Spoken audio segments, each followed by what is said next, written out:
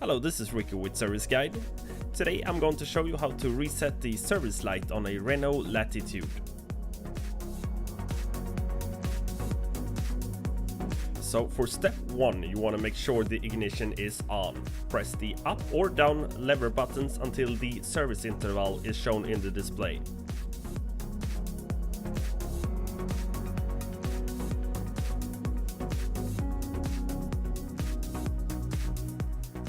So now we're on step 2. When the service interval is shown in the display, press and hold the up or down lever buttons again for about 5 seconds. Then when the remaining mileage to the next service is shown, if it doesn't, you may have to press the up or down button again to get it to show. But when it shows, press and hold the up or down button again for about 10 seconds or until the new service interval is shown. When it is, release the button, turn off the ignition. Your service light has now been reset.